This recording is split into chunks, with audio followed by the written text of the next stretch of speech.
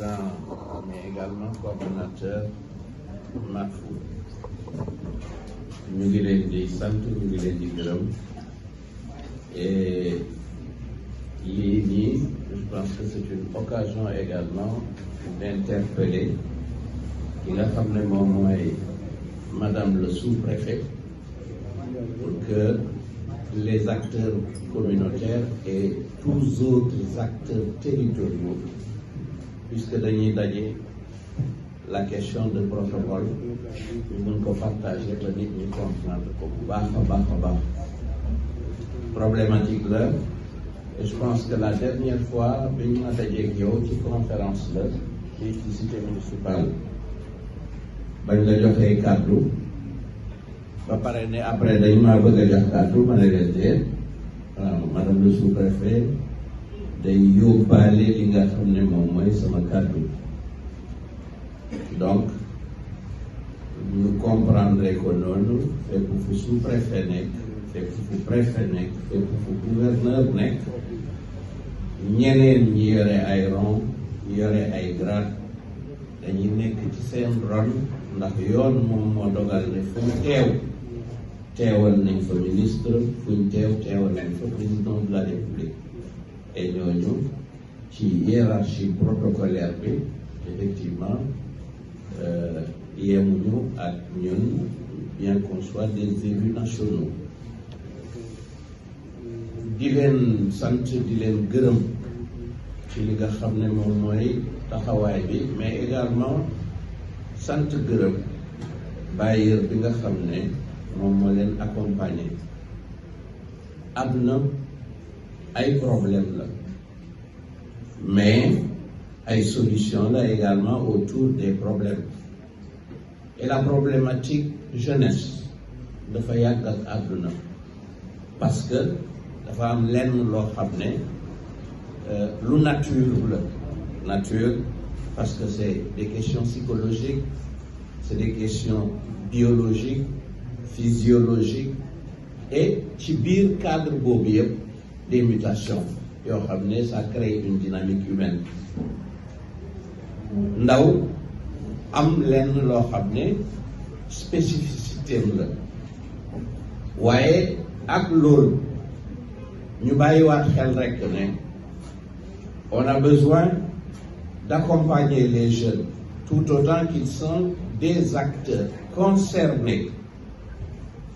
dañuy wax naan ils sont l'avenir mais dama naan également ils sont le présent parce que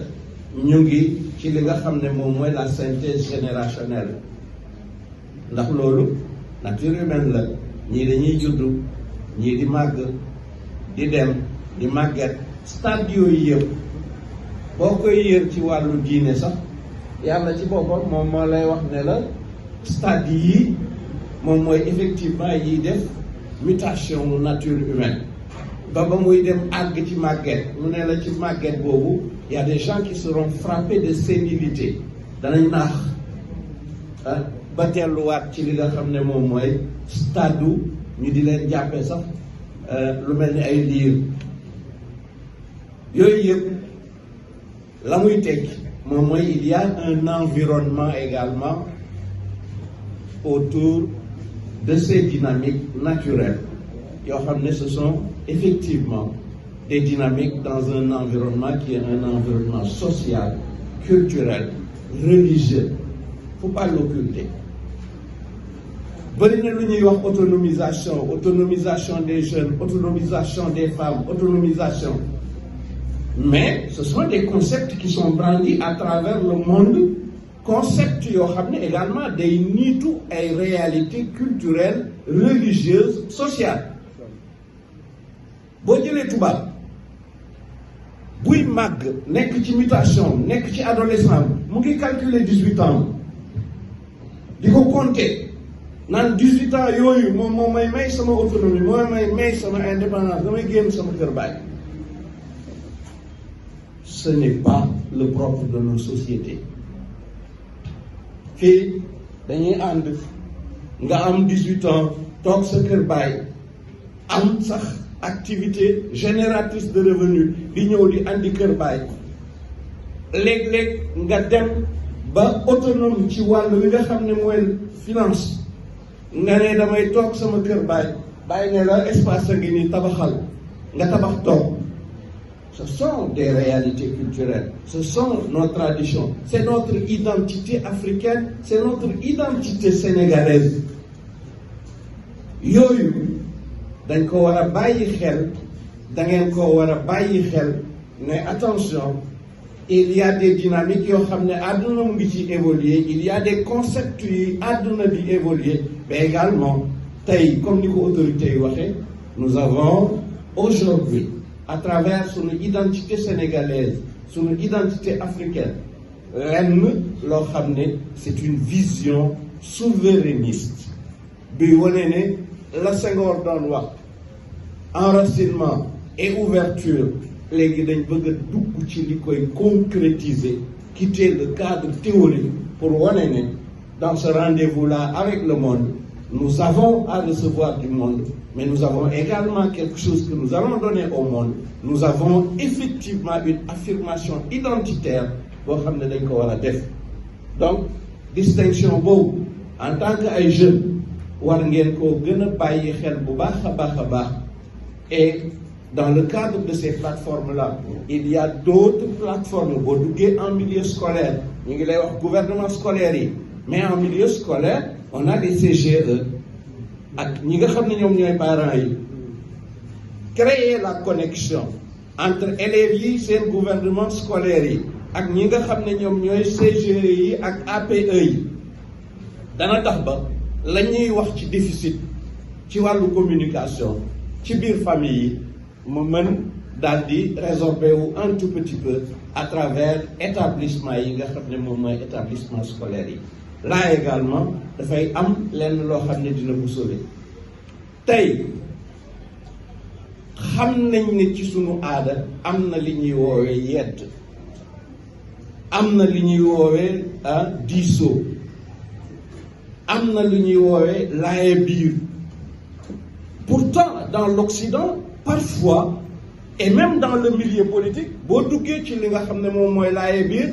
ñu ne la s'il vous plaît pas de moralisation. Fan lañ ko jëlee ci sunuy réalité traditionnelle, sunuy réalité culturelle, socio-religieuse, jëlee wuñ ko foofu. C'est pourquoi j'aime parfois dire que la nga xam ne moom moo doon conflit bi ñu colonisation andil mu doon lenn loo xam ne c'est un antécédent, c'est un conflit entre ce qu'on appelle la morale, qui est la morale religieuse ak laïcité bi nga xam ne moom la France créé. Mais nous n'avons pas cet antagonisme-là, nous n'avons pas ce conflit-là. Et c'est pourquoi dans les cadres de concertation buñ téye lépp lu ñëw rek ñu daal di ne oui c'est quelque chose qu'il faut gober. Déedéet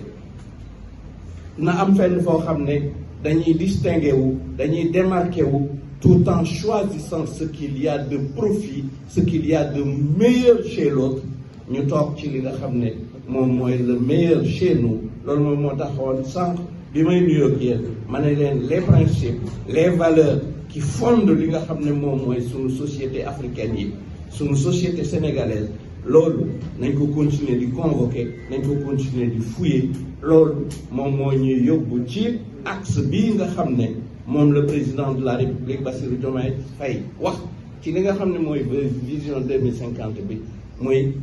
le capital humain. Capital humain boobu mënuñu koo def sans le fondement de principes, de valeurs qui nous sont propres tout autant que connectées à des valeurs positives yu àdduna. Ci noonu rek lañ ciy génne su ko defee ngeen góorgóorlu, mbir mi kumba lu la ak góorgóorlu. Wolof dañ naan buy jigéen di def ay effort am dañ ko naan waaw kumba, bu doonee góor ñu ne waaw góor. Loolu également c'est des éléments yoo xam ne ça n'a rien à voir ak li gars yi di brandir fi mu toll nii naan égalité homme-femme. Effectivement cette égalité-là il faut la prôner parce que asservissement bi dafa ëpp. Rey bi mutilé bi ay góor di ko def ci kaw ay jigéen ci lan, ci bànneexu bakkan. may ma ndox mayuma la ndox nga pes, loolu lu mu tekki foo ko teg. ah teguwul ci benn valeur boo xam ne lii da nga naan c'est une valeur universelle loolu mooy tax ba nit ki war a incarner li nga xam ne moom mooy responsabilité man am naa ñaari doom yi jigéen rek moom la ma yàlla may mais kii caat bi maamam danaan waaw Ousmane yow yaa ndiw ndey yal na leen yàlla may doom bu góor chaque fois di ko wax ci kanamu xale yi la Benjamin daal di kii daal di kon balaa tey rek ñu naan yal na la yàlla may doom bu góor tant maa ngi naan doom bu góor ak doom bu jigéen lan la doom bu góor kii lan la doom bu góor ëppee kii lu doom bu góor mën doom bu jigéen mën na ko ma ne alhamdulilah jom la ju mu def ci biiram parce que dafay gis ne à travers ces prières là ñu ngi koy jéem a doyadil moom en tant que ab jigéen et jigéen wane na li nga xam ne moom mooy histoire am ca antiquité ba tey malgré asservissement bi nga xam ne société yi jéem nañ koo teg ci kawam bañ na jël na li nga xam ne moom mooy place am jël leen place boobu xale yu góor yi neex nañ làmmeñ ci ñu bëri danañ la balalala danañ lañ lay wax bu doonoon 100 15 yi moo ciy dëgg 60 wala 85 yëpp dara du ci dëgg soo paree ñu teg la benn mbir ba pare bàyyee la ay conséquences am nga naan wéy sama ndey moom mu dem wéy daal di def li nga xam ne moom mooy àddunaam il faut le refuser catégoriquement yéeg leen échelle baa ngi fii mooy chance bi yàlla joxe yàlla bindul daal di ne chance góor a ko moom bindul daal di ne chance jigéen a ko moom ñoom la teg d'égale dignité ne leen créer les conditions pour chance boobu ngeen jël ko jigéen dina raw góor góor dina raw jigéen et moi dans tout le cursus et l'expérience que j'ai eue d'enseignant wallahi laa la wax xale yu jigéen yi ñoo mës a nekk jàmbaar ci classe yi ma yore yëpp yàlla na leen yàlla taxaw en tant que ay ndaw en tout cas ñun tout ce qui est de notre ressort on le fera bientôt on ira vers le débat d'orientation budgétaire inchallah nous n'avons pas eu la chance ci li nga xam ne moom mooy budget bi def ko parce que xam ngeen les antécédents qu'il y a eu et qui ont conduit à la dissolution de l'Assemblée nationale moo tax ba le débat d'orientation budgétaire defuñu ko woon on a eu une procédure qui a été très accélérée pour mën daal di voter li nga xam ne moom mooy le budget avant le 31 décembre mais bi incha allah on en aura l'opportunité on en aura le temps et toutes ces questions là on va les parcourir incha allah asalaamaaleykum. Merci beaucoup, merci encore.